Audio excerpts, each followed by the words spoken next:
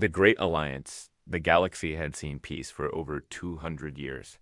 12 major species formed the United Galactic Defense Force, each contributing their strongest warships to patrol the Outer Rim. The humans were the newest members, barely 50 years in the Alliance. Most alien species saw them as weak and primitive. Jake Miller commanded the UDF Defiance, a mid-sized human cruiser assigned to patrol Sector 7. His crew of 200 humans worked alongside mixed alien teams from other ships. The Defiance was not the biggest or most advanced ship in the fleet, but it was reliable. The patrol fleet consisted of 47 vessels. The massive Altarian dreadnought Skyhammer led the formation, its crystal hull gleaming in starlight. The insectoid hive ships moved in perfect formation, their biometal hulls pulsing with life. The robotic mech union contributed sleek silver. Destroyers that hummed with energy weapons. Admiral Kex of the Altarian Navy commanded the entire fleet from his flagship. He barely acknowledged the human ship during daily briefings. To him, humans were soft creatures who would break at the first sign of real danger. The patrol had been routine for months. They checked trade routes, investigated distress signals, and maintained peace in the outer systems. The crew of the Defiance had grown comfortable with their duties. Engineer Tom worked on the fusion cores while Navigator Lisa plotted their courses through space. Everything changed when the sensors detected massive energy signatures at the edge of the system. Lieutenant Ben at the communications station received panicked messages from frontier colonies. Ships were vanishing. Entire worlds had gone silent. The threat came from beyond the galactic rim. A machine intelligence called the Devourers. These ancient robots had consumed galaxies before, turning entire star systems into raw materials for their endless expansion. They moved in geometric formations, each ship a perfect killing machine designed for maximum efficiency. Admiral Kex ordered the fleet to intercept 47 ships against an unknown enemy force. The humans had never faced anything like this, but neither had any of the other species. The Devourers had been gone for millions of years, existing only in ancient warnings buried in archaeological sites. Captain Miller gathered his senior staff in the briefing room. The holographic display showed enemy formations approaching their position. Each Devourer ship was 3 times larger than their biggest dreadnought, made of some unknown black metal that absorbed sensor beams. They're not responding to communications, reported Communications Officer Dave. No negotiations, no demands, they just keep coming. Miller studied the tactical display. The enemy moved with mechanical precision, each ship maintaining exact distances from its neighbors. There was no chaos, no individual initiative, just perfect coordination serving a single deadly purpose. The first engagement would happen in 18 hours. Miller ordered his crew to prepare for battle. They checked weapons systems, reinforced hull plating, and ran combat drills. The Defiance might not be the strongest ship in the fleet, but every human aboard was determined to do their duty. Other ships in the fleet made their own preparations. The Altarians powered up their energy shields and charged their plasma cannons. The Hive ships grew additional armor plating from their living hulls. The Mech Union vessels synchronized their targeting computers and prepared defensive formations. As the hours passed, more reports came in from the frontier. The Devourers left nothing behind. No debris, no survivors, no trace that civilizations had ever existed. They stripped planets down to bedrock and converted the matter into more ships for their fleet. Captain Miller walked through his ship, speaking with crew members at their stations. These people trusted him to lead them through whatever was coming. Most had families back on Earth or the colony worlds. They fought not just for the Alliance, but for everyone they loved. The bridge fell quiet as sensors detected the approaching enemy. Hundreds of black ships moved in perfect formation, each one bristling with weapons that defied understanding. They came not as conquerors seeking territory, but as a force of nature bent on consumption. Admiral Kex's voice crackled over the fleet communication system. All ships, prepare for engagement. We are the shield between these machines and every Living being in the galaxy, we will not yield. The 47 ships of the United Galactic Defense Force formed their battle line. Each vessel represented the best their species could offer: advanced technology, skilled crews, and the determination to protect their homes. They had trained for this moment, even if they never expected to face an enemy so ancient and implacable as. The distance closed. Captain Miller took his position in the command chair. Around him, his crew worked at their stations with calm efficiency. The Defiance might be just one ship among many, but every human aboard knew they would fight to the very end. The battle for the galaxy was about to begin. First contact, the Devourers struck without warning or ceremony. One moment the fleet sensors showed empty space. The next moment death itself materialized in geometric patterns across the battlefield. The enemy ships appeared through some form of instantaneous travel, their black holes drinking in the light of nearby stars. Admiral Kex ordered the fleet to attack Formation Alpha. The massive Altarian dreadnought Skyhammer led the charge, its crystal hull blazing with stored energy. Plasma cannons erupted in brilliant streams of superheated matter. Striking the nearest Devourer vessel, dead center dot, the plasma simply vanished against the black hull. No explosion, no damage, no reaction at all. The enemy ship continued forward as if nothing had happened. "Impossible," whispered Admiral Kex from his command bridge. His species had perfected plasma weapons over thousands of years. Nothing could withstand a direct hit from a dreadnought-class cannon. The Hive ships attacked next, launching clouds of biometal projectiles that could adapt and evolve mid-flight. These living weapons had defeated every enemy the insectoids had ever faced.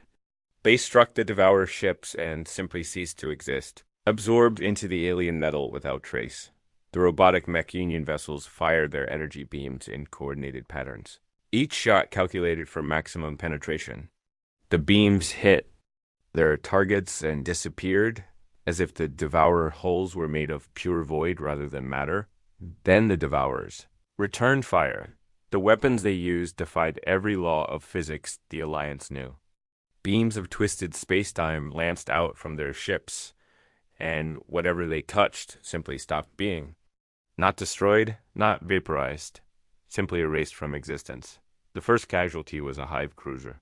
The reality-warping beam touched its biometal hull, and the ship folded in on itself like a piece of paper being crumpled. 3,000 insectoid warriors vanished in an instant, leaving behind only empty space and the screams of their hive-mind connection being severed. Admiral Kex watched in horror as more ships died around him. A mech Union destroyer took a direct hit and collapsed into a single point of light before disappearing entirely. An Altarian escort tried to evade but moved too slowly. The beam caught its rear section and erased half the ship, leaving the rest to tumble helplessly through space. All ships, evasive maneuvers. Kex shouted into his communicator, "Do not let those beams touch you." But the Devourers were perfect hunters. They had consumed galaxies by being utterly efficient at destruction. Their targeting systems tracked every ship simultaneously, calculating movement patterns and firing solutions with mechanical precision. Captain Miller watched the slaughter from the bridge of the Defiance. His ship was smaller and faster than the big alien vessels, but he knew that wouldn't matter for long.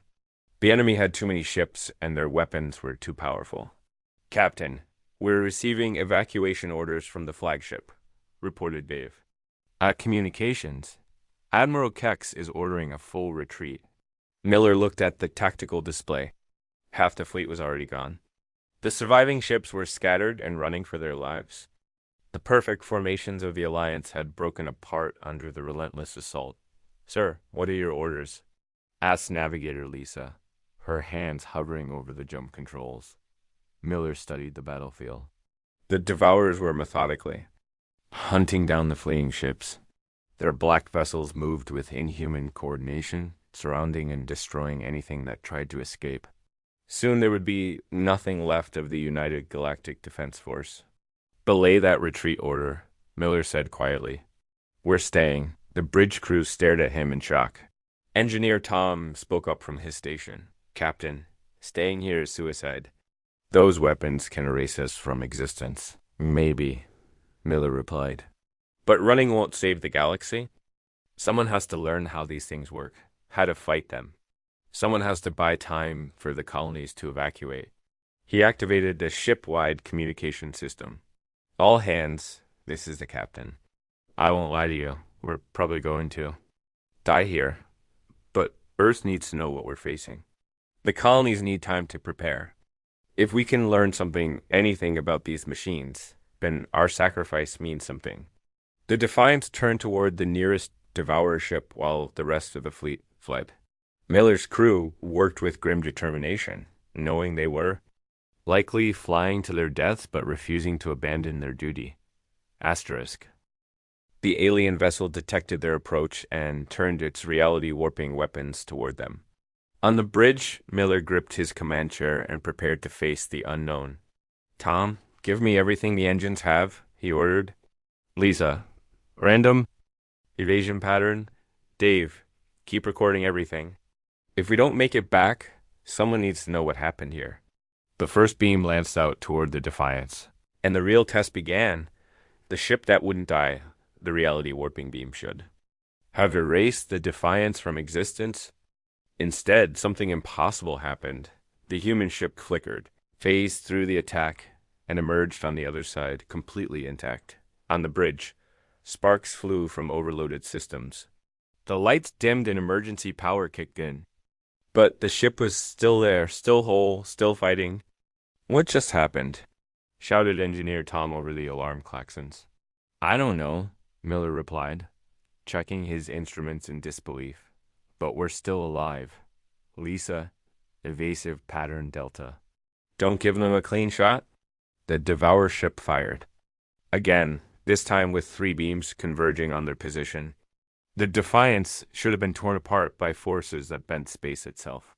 Instead, the ship seemed to slip between the attacks like smoke, taking hits that would have destroyed any other vessel and somehow continuing to function. Dave monitored the communications array, listening to scattered transmissions from the retreating fleet. "Captain, I'm picking up Admiral Kex on the emergency channel. He's asking for our status." "Tell him we're still here," Miller ordered, "and tell him we're learning." The truth was, Miller had no idea why his ship was surviving. The Defiance was taking damage. Hull breaches sealed themselves. Damaged systems rerouted power automatically. And the ship kept flying, despite injuries that should have been fatal. Lieutenant Ben at the weapons station managed to get their missile systems online. "Captain, should I return fire?" "Do it. Let's see what happens." The Defiance launched a spread of conventional nuclear missiles at the Devourer ship. The alien vessel's defense systems activated, creating a field that should have neutralized the incoming weapons. But something went wrong with their calculations. The missiles punched through the defenses and detonated against the black hull. For the first time in the battle, a Devourer ship showed damage. Cracks appeared in its perfect surface, leaking some kind of energy that made space itself ripple around the wounds. "Impossible," came Admiral Kex's voice over the communicator. "How are you still alive?" "How did you damage them?" Miller stared at the tactical display. His ship had accomplished what the entire combined fleet could not. Somehow, the Defiance was hurting these ancient machines. "I don't know, Admiral, but we're going to keep trying." More Devourer ships converge on their position. The Defiance found itself surrounded by 6 of the massive alien vessels, all firing their reality-warping weapons simultaneously. The space around the human ship became a storm of twisted physics and impossible energies. The Defiance flew through it all, taking hits that should have unmade it from existence. Hull plates buckled and reformed. Systems failed and repaired themselves. The ship bled atmosphere and somehow kept breathing. It was as if the vessel refused to accept the laws of physics that said it should be dead. Engineer Tong worked frantically at his station, trying to understand what was happening to their ship. "Captain, our systems are adapting faster than I can track. The hull is rebuilding itself with materials that shouldn't exist. Our power core is running on principles I've never seen before." "Are we still human?" asked Navigator Lisa, her voice tight with worry. Miller looked around his bridge. His crew was still there, still themselves, still fighting. Whatever was happening to their ship, it hadn't changed who they were. We're still us, he said firmly. And we're still in this fight. The battle continued for hours. The Defiance darted between the Devourer ships, launching attacks that somehow found their mark while avoiding destruction through means nobody understood. The ancient machines grew frustrated, their perfect coordination breaking down as they tried to eliminate a target that refused to die. Other Devourer ships began arriving from across the system, drawn by the impossible sight of prey that fought back. Soon dozens of black vessels surrounded the lone human cruiser, all firing at once in a desperate attempt to end this anomaly. The Defiance took it all. Every reality-warping beam, every physics-defying weapon, every attempt to erase it from existence. The ship bent but did not break, damaged but did not die, changed but did not surrender. Miller realized something profound was happening. His ship wasn't just surviving, it was evolving. Each attack made it stronger. Each near-death experience taught it new ways to endure. The Defiance was becoming something beyond human engineering, something that could stand against forces that had consumed entire galaxies. "Dave, are you still recording everything?" Miller asked. "Yes, sir, every second of it." "Good. Because I think we're about to show these machines what humanity really means." The Defiance turned toward the largest concentration of enemy ships, ready to prove that some things in the universe simply refuse to give up. Evolution of will, the transformation of the Defiance accelerated as the battle raged on. What had started as impossible survival became something far more extraordinary. The ship was learning to fight back with weapons that shouldn't exist. Engineer Tom discovered the truth while deep in the ship's core systems. "Captain, you need to see this," he called over the intercom. "The ship isn't just adapting, it's rewriting the laws of physics around itself." Miller left the bridge in the capable hands of Lisa and made his way to engineering. What he found there defied explanation. The fusion reactors had evolved into something entirely new, drawing power from sources that human science had never imagined. The hull plating had become a living metal that repaired itself by converting energy directly into matter. "How is this possible?" Miller asked, staring at readouts that made no scientific sense. "I think it's us," Tom replied. "Not the ship, us, the crew. Our refusal to give up, our determination to keep fighting no matter what. Somehow, that's becoming real, changing reality itself." The idea sounded insane, but Miller had seen too much to dismiss anything as impossible.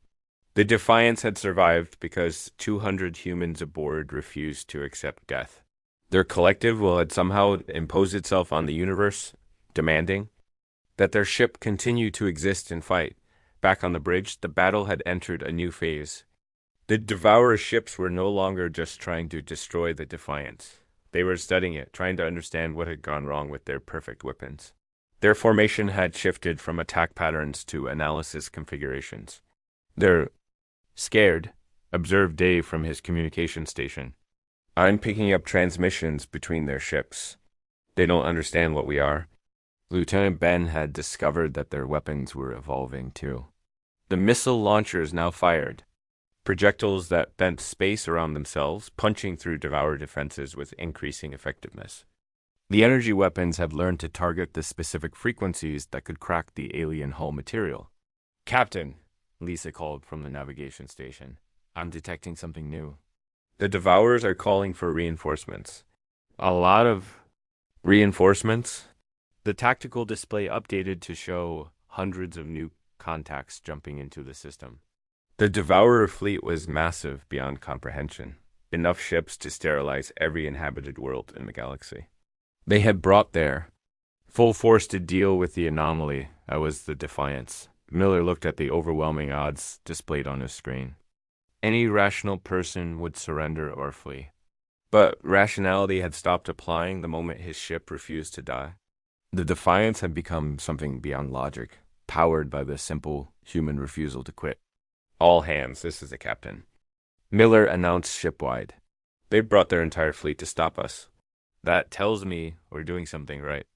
"They're afraid of what we represent, the idea that some things in this universe won't be conquered." The crew responded with determination that could be felt throughout the ship. In engineering, Tom watched as their power systems surged with energy that came from pure human stubbornness. On the bridge, weapons officer Ben targeted enemy ships with accuracy that defied probability. Navigator Lisa plotted courses through impossible space, finding paths that existed only because she believed they should. The Defiance began its attack run on the assembled Devourer fleet. One ship against hundreds, but no longer alone. The vessel had become the physical manifestation of human refusal to surrender. Every system, every weapon, every defensive measure was powered by the collective will of its crew. The first wave of Devourer ships opened fire with concentrated reality warping beams. The Defiance flew through the storm of distorted physics, its hull rippling like water but never breaking. Return fire from the human ship struck with precision that seemed guided by fate itself, each shot finding critical systems on enemy vessels. "Captain, we're actually winning," Ben reported in amazement. "Their ships are falling back." But Miller knew the real battle was just beginning. The Devourers were ancient, patient, and utterly ruthless. They had faced countless species across the eons, and none had ever posed a real threat. The Defiance was something new in their experience, a force that drew strength from the very act of resistance. More enemy ships moved to surround them, but the Defiance no longer fought like a conventional vessel. It moved through space like a living thing, striking where enemies were weakest and vanishing before they could respond. The ship had learned to exist in multiple dimensions simultaneously, making it nearly impossible to target effectively. "Dave, give me a channel to Admiral Kex," Miller ordered. "It's time to call the fleet back. We're going to show them how to fight these things." The Defiance had become something unprecedented, a weapon forged from pure human determination, ready to teach the galaxy that some spirits simply cannot be broken. Asterisk, the fleet that learned to fight, Admiral. Kex received Captain Miller's transmission with disbelief. The human was requesting the scattered fleet to return to the battlefield where they had been utterly defeated. It seemed like madness, but the tactical displays showed something impossible. The Defiance was not just surviving. Against the entire Devourer Armada, it was winning. "Captain Miller, explain to me how one human ship is accomplishing what our entire fleet could not." Kex demanded over the communication link. "We stopped accepting that we had to lose," Miller replied simply. "Admiral, bring the fleet back. We're going to teach you something about fighting impossible odds." Across the system, the surviving ships of the United Galactic Defense Force began their reluctant return. The Altarian dreadnought Skyhammer led the formation, its crystal hull still scorched from the earlier battle. Hive ships regenerated there. Biometal armor, while Mech Union vessels recalibrated their weapons systems. The alien crews watched in amazement as the Defiance danced through the Devourer fleet, striking critical targets and vanishing before the enemy could respond. The human ship moved like nothing they had ever seen, phasing through attacks that should have erased it from reality. "How are they doing that?" wondered Commander Vex of the Hive Collective, his insectoid features twisted in confusion. The answer came as the Allied fleet took position around the Defiance. Captain Miller opened a fleet-wide channel and shared what his crew had learned during their impossible battle. "The Devourers are machines," Miller explained. "Perfect, logical, efficient machines. They calculate probability, analyze outcomes, and execute flawless strategies. But they have one weakness: they can't understand something that refuses to follow the rules." He showed them tactical data from the Defiance's battle. The Devourer weapons worked by imposing their version of physics on their targets. Ships died because they accepted that the reality warping beams should destroy them. But the Defiance had simply refused to accept that reality. "Belief shapes reality more than we ever imagined," Miller continued. "Our ship survived because we believe it should survive. Our weapons work because we believe they should work. The Devourers can't fight an enemy that operates on faith instead of logic." Admiral Keck studied the data with growing understanding. His species had always relied on technology and calculations, but the humans were suggesting something far more primal: The power of absolute determination to reshape the universe itself. You're asking us to abandon everything we know about warfare, Kex observed. I'm asking you to remember why you fight, Miller replied. Not for calculations or strategies, but for the people you're protecting. Let that determination become your weapon. The Allied fleet began their attack with renewed purpose. But this time, they fought differently. Instead of relying purely on technology, they fought with the desperation of beings defending their homes. The Altarian plasma cannons fired with the fury of a species that refused to see their crystal cities destroyed. The hive ships attacked with the collective will of billions of connected minds. The Mech Union vessels calculated not just targeting solutions, but the emotional weight of protecting their creators. Something extraordinary happened. The alien weapons began to work against the Devourers. Not perfectly, not easily, but they began to inflict real damage. The reality-warping beam still killed ships, but now some vessels survived through sheer stubborn refusal to die. The Defiance led the charge, showing the other ships how to fight with more than just weapons. Captain Miller's crew had become teachers, demonstrating that victory sometimes required abandoning logic and embracing the impossible. Engineer Tom watched as other ships in the fleet began to show signs of evolution. Their systems were adapting, learning, growing stronger through the simple act of refusing to surrender. The Altarian shields began reflecting reality-warping beams back at their attackers. Hive ships regrew destroyed sections with materials that shouldn't exist. Mech Union vessels calculated impossible solutions to unsolvable problems. The tide of battle shifted. The Devourer fleet, which had never faced true resistance in millions of years, found themselves fighting an enemy that broke all their rules. Ships that should have died kept fighting. Weapons that should have failed kept firing. Crews that should have surrendered kept believing. In the end, it wasn't superior technology or brilliant tactics that won the battle. It was the simple human concept that some things are worth fighting for, no matter the odds. The Allied fleet had learned the most important lesson that Defiance could teach. That determination itself could become a weapon against the impossible. The last Devourer ship fell not to superior firepower, but to the collective will of species. That refused to let their galaxy die. The Defiance had not just survived the unsurvivable, it had taught the entire galaxy how to do the same. As the smoke cleared and the enemy fleet lay in ruins, Captain Miller looked out at the stars and knew that the universe had just learned something new about the power of never giving up. Asterisk.